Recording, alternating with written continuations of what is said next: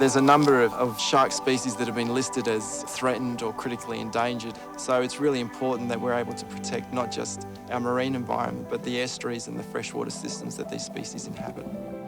It's probably the best harbour in Australia, really pristine. We've got more coral species than they do on the Great Barrier Reef, and that's why we need research projects that can ID species accurately to be able to get enough information so that we can accurately manage species and stocks.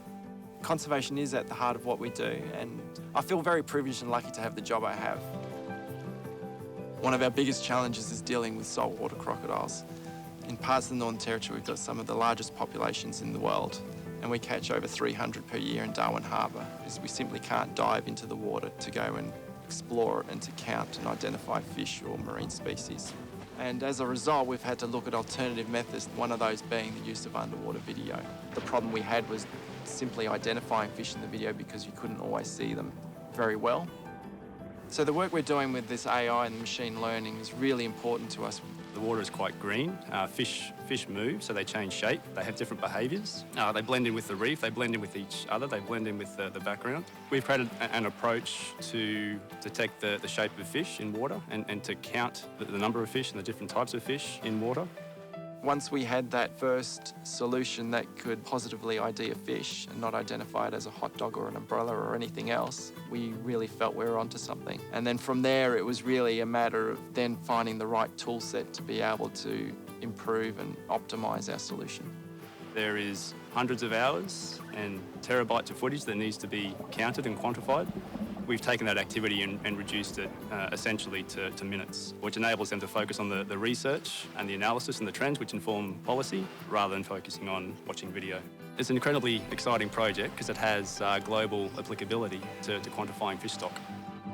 Scientists and communicators and politicians and everyone needs to be thinking about marine conservation and how to apply technology to aid that, because if you're not thinking about it and you're not looking after it, then it's going to disappear really quick. I'm proud of the team that we're a part of and what we're doing here in the Northern Territory. We're a really small team and a really remote place, so to be able to do this quality of work is something pretty special. I wouldn't want to be any other place.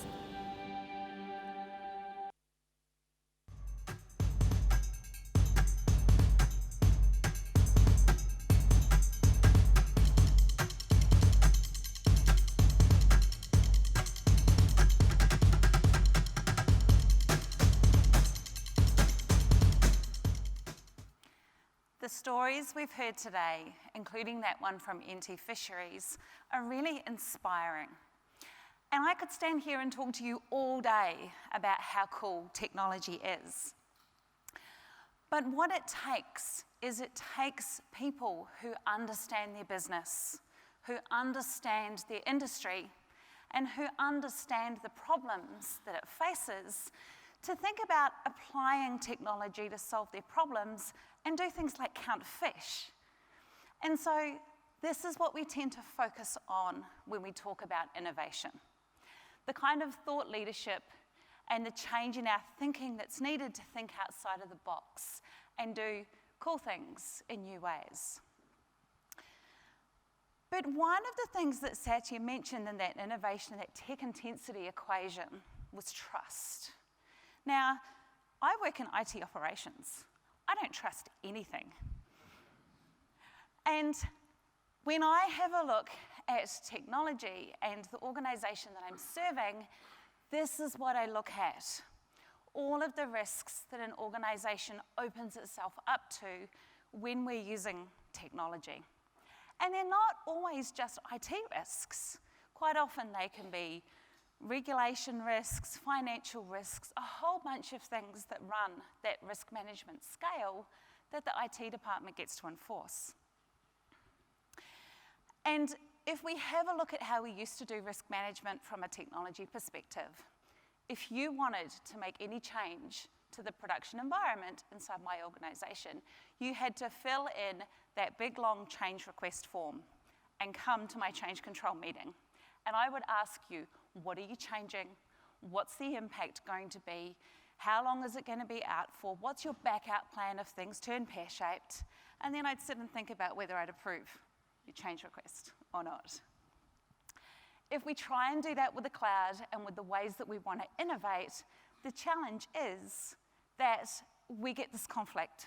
We get this head-butting between wanting to go fast, wanting to innovate, wanting to be agile and roll out those releases fast, versus keeping everything controlled and protected and tight. So how do we solve this conflict? With the cloud, we are baking in those compliance and those approval engines into the process itself. So now, our cloud custodians, our IT departments, our risk managers can build the policies that they want to enforce and have those baked into the cloud engine so they automatically get applied when things are changing inside the environment. Let's take the manual step people out of the process while still making sure that people have got control of what is being enforced. To do that, we start with the Microsoft Cloud Adoption Framework. And the Microsoft Cloud Adoption Framework is one of the most important things in this talk, and it's something that I can't demo. It's the conversations that you will have back in your organization about the decisions you make about what's important to you. And while this looks quite linear on the slides, the govern and the management portions at the bottom are things that you will come back to again and again. If your business needs change, if the governance and regulations change, and as you move through different stages in your cloud adoption journey. And so it covers things like cost management, your security baseline, resource consistency, your identity baseline, and making sure that we accelerate the provision of deploying those resources. These kinds of conversations don't just sit within one particular product or cloud capability. But with the Cloud Adoption Framework, you can have the business conversations to make decisions about which and each of those areas is important to you and what you're going to need to enforce. For my systems architects in the room, let's get into a little bit of technical detail. And so the way we enforce this is through the Azure Resource Manager. We use things like policies, role-based access control, and Azure Resource Management templates to define the things that we want, and then have the Azure Resource Manager engine go and query any changes that are coming into the environment, whether that's through the Azure CLI, the Azure portal, or even third-party tools that you've got integrating with your Azure cloud. And then once they've been checked against those approval policies, it will then pass through and action the request or the change or the setting and the deployment into those cloud resources. So let's take a look through the eyes of a customer. Talwyn Traders is a large retailer, and they have some production applications. So they've started off by structuring one of their applications inside a particular subscription in Azure. And that subscription has some resource groups in it with some different cloud resources. Being a good little company that they are, they have a mirror of this as close as possible in a test subscription to give them that sandbox that they can play with to make changes without impacting their production environment. Now, Talwyn Traders aren't a small organisation, so they've scaled that up a bit with a whole other set of production requirements and their associated test beds. At the moment, it's looking like a pretty flat structure. As far as Azure is concerned, these are all just subscriptions inside their Azure tenancy. But you can already tell that there are some things that these subscriptions have in common. If we draw a big circle around this lot, all of these applications and cloud resources are production environments. Our production environments have a certain set of things that we need. They need to be highly available, for example. They need really high security standards, all of that kinds of things that come with being a production environment. And so we're going to bundle those subscriptions together in a management group, which means that we can apply things at that level and have them filter down through all of the subscriptions that have got our production resources in. Same for test. Let's bundle all the test subscriptions in a test management group and manage the policies and blueprints and stuff like that for the test environment separately. And then we can migrate those settings from our test subscriptions into our production subscriptions when we've made changes, tested them, and we know that they worked. If I wanted to, I could even draw a really big box around all of those environments, which are my organisational level management group. So if there are specific things I want to enforce inside Tailwind Traders, regardless of whether it's a production or a test environment, I can do that at an organisational management group level as well. The next thing they're going to take a look at is role-based access control. Role-based access control is a very granular level of detail of who can do what to a resource inside the Azure cloud. We have built in around about 70 at the moment inbuilt definitions of common roles that people perform in IT against cloud resources.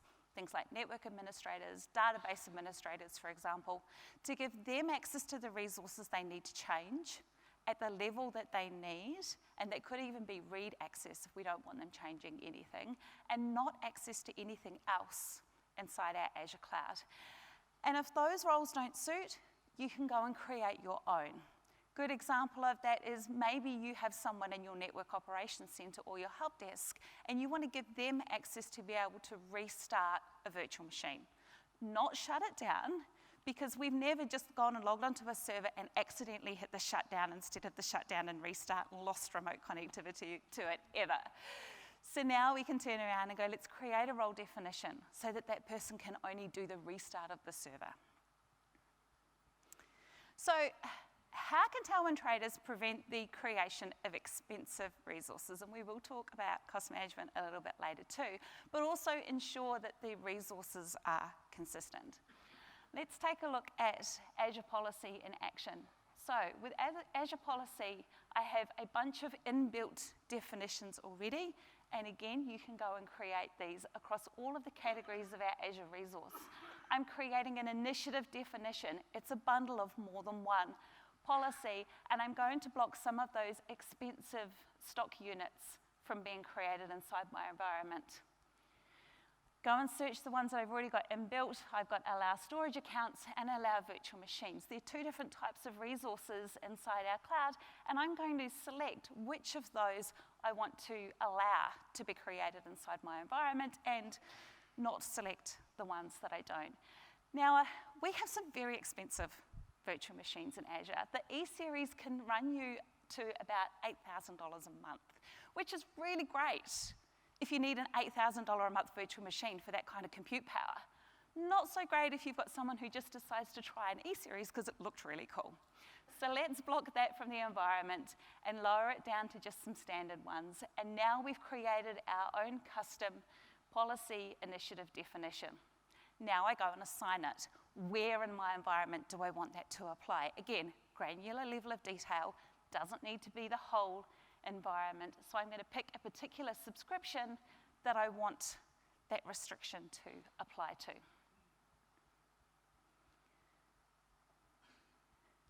Next thing I'm going to take a look at my compliance dashboard. Now that shows me which resources are not compliant with my policies, and I've got one called Enable Monitoring in the Azure Security Center. It's a section of a whole bunch of different policies to make sure that our resources are being tracked in the Azure Security Center.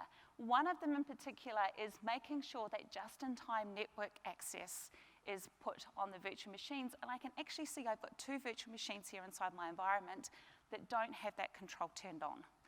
Now, I need to fix that, and then I'll have the security that those resources are being monitored in my Azure Security Center. With Azure Blueprints, we're going to take that to the next level of scale. So with Blueprints, what we can do is go and create some definitions. Now we have a bunch of samples. You can create your own. I'm going to choose the one for the Cloud Adoption Framework. This is a baseline of some really good definitions based on that Microsoft Cloud Adoption Framework, and I'm going to pick where this blueprint definition is going to sit inside my environment. This particular sample gives me a list of policies that it's going to apply and things that it's going to deploy inside the resource group. So I'm going to save this as a draft, which is the first step in my process that I'm happy with it, and then I'm going to go ahead and publish it. By publishing it, I've now got version control, and I can add some notes when it changes. Much better than the old Word documents where we used to keep all of the details about the server configurations in. So now I'm going to assign this blueprint. Where do I want this stuff to apply to? I'm going to pick one particular subscription under my management group. And now it gives me some parameters that I can set. So I'm going to put in my organization name, tell it which Azure resource region I want the resources to be deployed in, for example, which is really great for that geographical control. So you can control where resources can and can't be created. And now I get this level of detail to go, these are fine, but for this particular subscription, which storage accounts do I want to allow? And which virtual machine types do I want to allow as well? Remember, by doing this on a blueprint level, I can filter it through the management groups and through more than one subscription. I'm going to set a cost center tag for a 90210, and I'll talk about that a little bit later. And now I can deny particular types of Azure resources. So which resources do I never, ever want to be deployed inside my environment? I've got a key vault I'm going to employ for keeping my credentials and my secrets in, and I'm going to give one of the IT department groups access to that key vault. So this is a group inside Azure Active Directory, and then I'm going to select where my log analytics data is going to be. Again, granular level of detail for where your data lives inside the world, and a bunch of other resource groups it's going to create there. So I'll go ahead and assign this, and the Azure Resource Manager will now go and apply those policies and start creating those resources inside those subscription groups. So I often get asked about, this Azure policy thing sounds really cool, what can it do? And it's a little bit of a mixture. It's a mixture of controlling settings about the subscriptions, controlling settings about the Azure resources itself, and controlling the configuration inside those resources. So the Windows Server settings inside a virtual machine, we can reach in and control those with Azure policy as well. We can also use it for compliance and control. So there are some baseline standards for Azure policy definitions for things like PCI compliance, ISO 27001 certification, and then some international ones like NIST security guidelines, American FedRAMP guidelines, those kind of things. And more of those are coming in template form to help you stay compliant with those kind of regulations. Resource tags are one of the most underutilized and most powerful things inside our Azure cloud. They give you a way of putting post-it notes on your resources and labeling them so it doesn't matter where in your environment they are. You can write an action that will go across everything with that particular resource tag and that value, or you can use it for reporting as well. So if you want to run a report or do some cost management, for example, you can do that on the resource tags as well. Again, capabilities there define what you want. What's important to you? Do you need to group or action on things by department, by cost center? Build your own framework based on those tags, and then use Azure policy to enforce that they actually get applied and they can't be changed inside your environment. And I also showed you Azure Blueprints. So that is where we're taking things like the role-based access control, those policy definitions, and any Azure resource management templates that you want to use as standard, define those as a blueprint, and then scale them out across your subscriptions. You don't have to reinvent the wheel by going and creating each of these artifacts every time you spin up a new subscription. Satya also mentioned this morning Azure Arc, which is a bit of a game changer for anybody that manages an environment that extends beyond just the cloud. Here's a little sneak peek into the architecture of how it works in the background. And if I wanted to bring a server into management under Azure, say I wanted to use Azure Monitor to look at the server logs, or I wanted to use Azure Backup to back up the server, I'd need to deploy different agents for those different Azure services. Now with Azure Arc, we have one hybrid resource provider that I deploy to that server, and it looks like an Azure resource, so I can use those Azure services across that resource as well. I used to be a managed service provider. I ran an MSP for 15 years, and Azure Lighthouse just warmed my heart when it was announced about 12 months ago too. So with Azure Lighthouse, if I wanted to manage more than one Azure tenancy, more than one customer, for example, I would need to go into each of those different environments to see compliance remediation, to change policies, to do anything inside that environment, usually with an admin account that that customer had provided for me. With Azure Lighthouse, I've now got full delegated administration with my user account inside my tenancy that has access to reach into those customer environments. The customer can control it at any time and lock me out if we have a disagreement, but it's also fully logged and audited in terms of what I'm doing inside their environment for them too.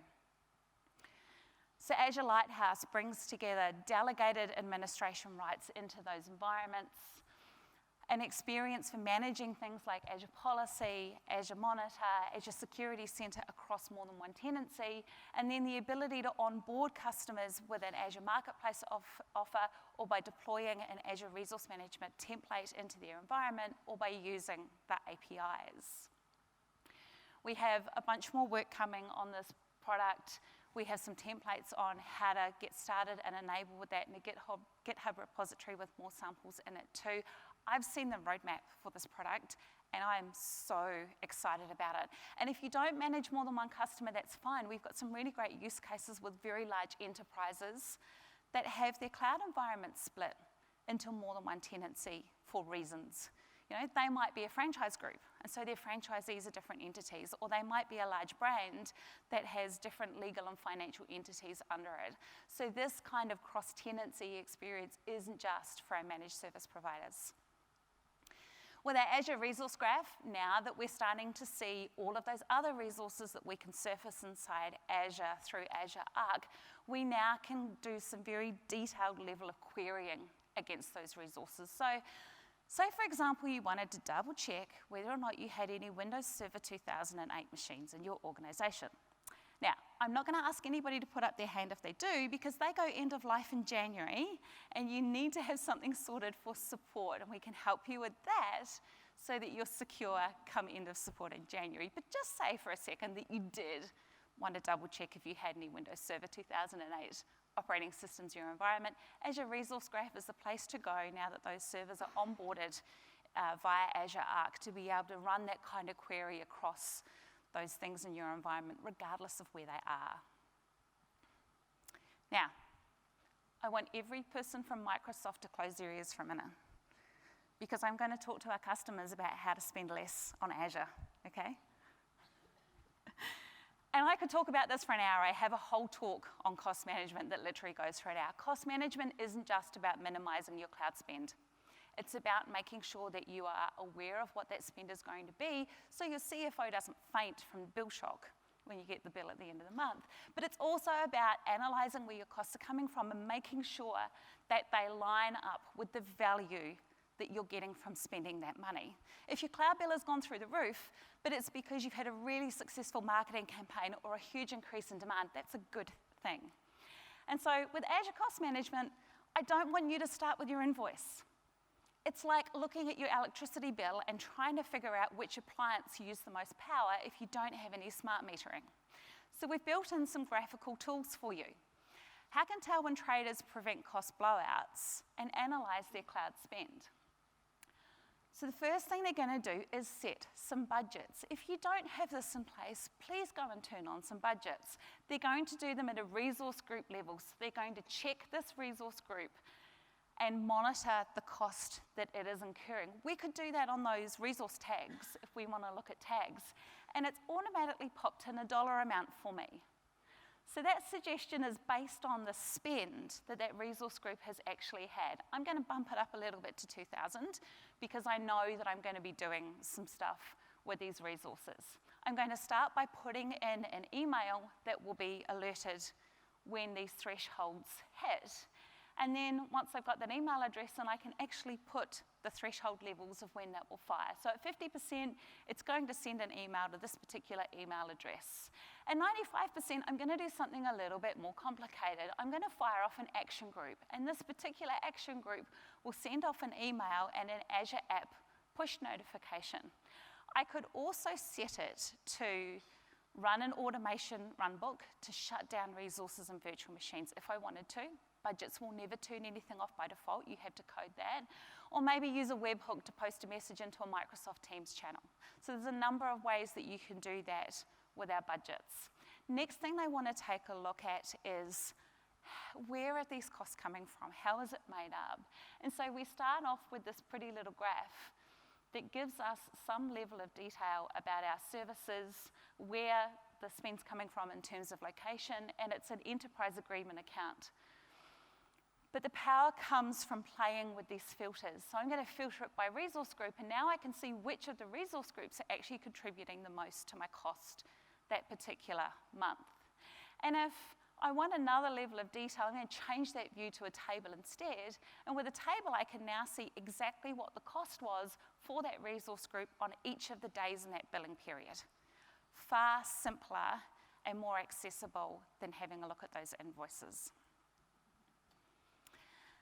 We have some other key capabilities, and I can't talk about managing risk without mentioning these. With Azure AD Identity Protection, Microsoft can analyze all of the login signals that are coming into your environment to help automatically block and detect risky sign-ons, for example. And with conditional access, you can set some rules around when things like multi-factor authentication codes are needed.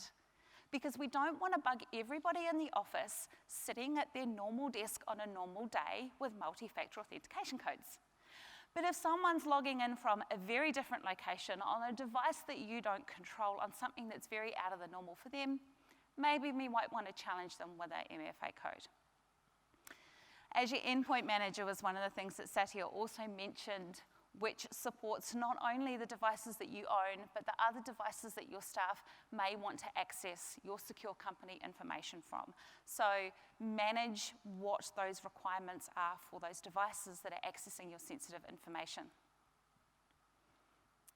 And then with Azure Sentinel, our security information and event management product takes security signals from a huge range of devices, including IoT devices, for that full security picture about any potential attacks on your network. So what's important to you? How do you push the boundaries and innovate while still staying safe and protected? We've built the capabilities. You get to set the controls to meet your organizational requirements. So let's get rid of that conflict between protection, slowing things down.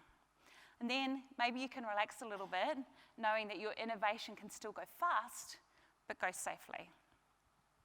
Thank you very much for your time. If you have any questions, I'll be around at the end of the event.